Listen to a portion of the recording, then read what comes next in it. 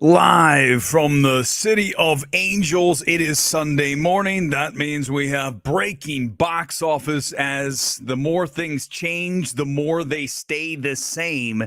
It's happened again. Deadpool Wolverine is your number one film of the weekend as we get a look at this film that's now crossing the $600 million mark domestically alone. So stateside cash at $600 million.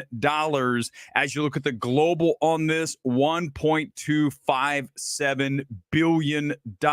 Again, 600 domestic, 658.4 international. We talk about all the time how you really want those numbers to be very close. I mean, preferably you'd rather have the international be even higher, and we see that happen often. You do not want to see a film that is doing more stateside and less overseas like a Twisters. That's why that film did not bounce the way that we thought that it would, as high as we expected. Let's look at some of the latest bullet points on this film. We'll start with the domestic. It is the number one film for the weekend. This is the sixth weekend, and it's back at number one again. It rose 6%. That's the 4-day to 3-day. So that, remember, tomorrow is Labor Day, so we get the extra day of movie going. Although this weekend was not that strong when you look at the overall box office of only $66 million for the top 10.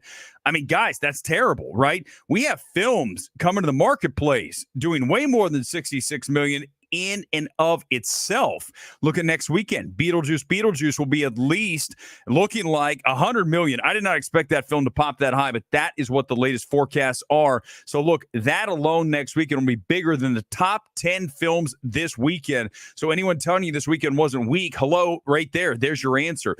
Let's look at some more things here from Deadpool Wolverine. Again, passing 600 million tomorrow, only the 16th title to do that, of which 6 are MCU films. The number 6 MCU release all time stateside, also the highest grossing R-rated release of all time domestically. We know that. Globally, after 6 weekends, again, $1.257 billion, the number one non-local movie in a few markets still, including Australia in its 6th weekend, the 7th MCU release of all time globally, passing Iron Man 3, and also the highest grossing R-rated release of all time. Let's check the China cash. I think we have a location by location breakdown. I got to get through it. The Disney email is a pain in the ass. It's got all these. We got 3 big films from Disney right now. You got Inside Out 2. We'll talk about that in a minute. Alien Romulus. That's next. And all of this I got to filter through and finally get to where we are on this. And I'll tell you, Alien Romulus is doing crazy numbers in China. So we know that for sure. Here is the top markets for Deadpool Wolverine right now. I finally found it. UK, 70 million. China, 59.2. Remember, no China.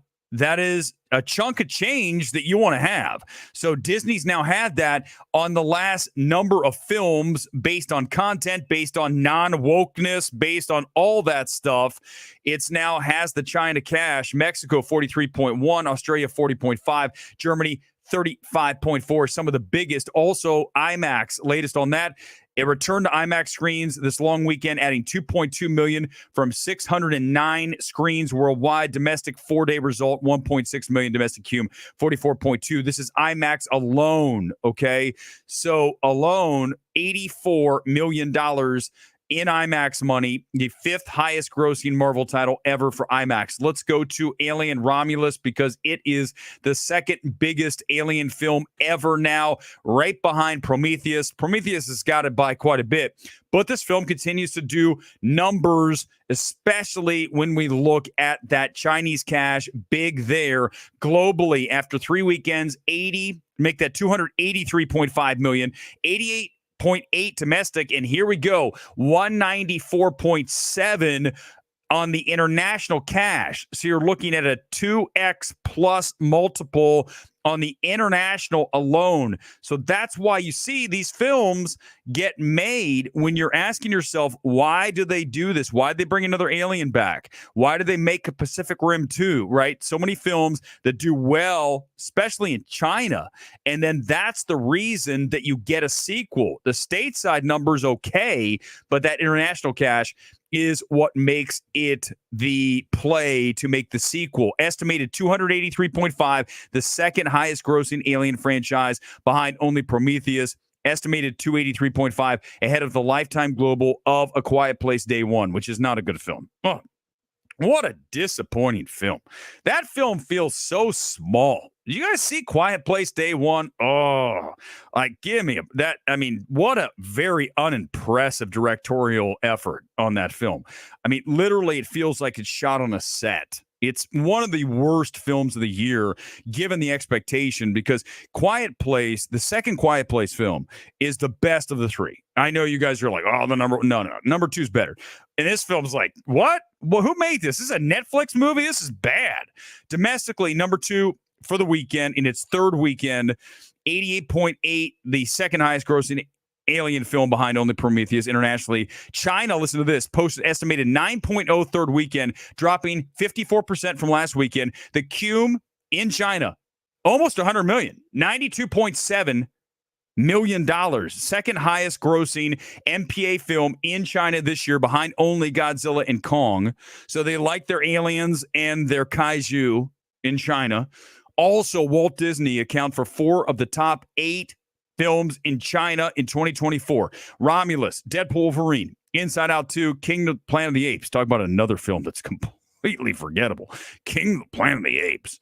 So we're looking at Disney just killing it. And we're not even at. Now we go to Inside Out 2. You guys are Inside Out 2 is now ahead of The Lion King. Finally, that whole debate of what's the highest grossing animated film. Well, Lion King 2 is, Lion King 2019 is an animated film, so it's still number one. Not anymore. So I have to have that debate with the animation nerds. Animation nerds, go back into your basements and watch more anime. Okay, we're done having the debate.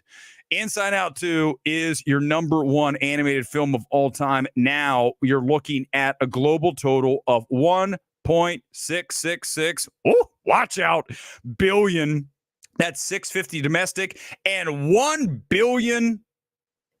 $0.016 billion internationally. So that is very impressive when we're talking about, again, that international cash, not a 2-to-1 or a 1-to-2, whatever you want to call it. But it's still a really nice ratio there for Disney, who's just had a hellaciously good 2024 with these 3 films. I mean, we called Deadpool Wolverine at $1 billion. I thought Inside Out 2 would get close, but not get there. So that film has definitely done better than I expected. And Alien, Romulus, also King of the Planet of the Apes. These films have traveled well overseas. Disney's doing well, and then they go woke, go broke crowds like, what? What do we do? What do we do when a film from Disney does well? It's not woke. So when they don't go woke, then it's not a problem. Oh, those channels. I don't know why you guys watch that anti-woke fucking shit. God almighty. I mean, good Lord. Don't watch that stuff. Don't watch tribal things. Tribal things are boring. Don't be a tribal person. I'm a liberal. I'm a conservative. How about you judge issues one by one? Is that too fucking hard? Why is that hard? Can someone explain to me why that's so hard to not be tribal? I went to Ohio State. I love my Buckeyes, but if they're not good, I'm going to say they suck. They look bad in that first couple drives yesterday against Akron, a team they should beat 88-8. Okay, they ended up winning 50-something to 3. But still, you see, if you're tribal, it's boring. You're a boring person. Don't be like that. Okay, just do me a favor. It's all I ask. I don't care for super chats. I don't care for views. I want you to listen to that message and stop being tribal. Please. All right, let's go top 10. Here we go. Number 1, Deadpool Wolverine, $15.2 million. Alien Romulus, 9.3 in second. It ends with us at 7.4. This film, well over 200 million worldwide. Domestically, 133 alone. Reagan had a debut that was 7.4 million. That film looks bad. I'm not watching Reagan. I'm drawing a line, guys. There are certain things I won't do, and I will not sit through Reagan. When I look at Quaid trying to be Ronald Reagan and the way that film is like in the trailer, I'm like, this is bad. Like, this looks like something I want to skip, and I will do as such. And you cannot make me watch Reagan.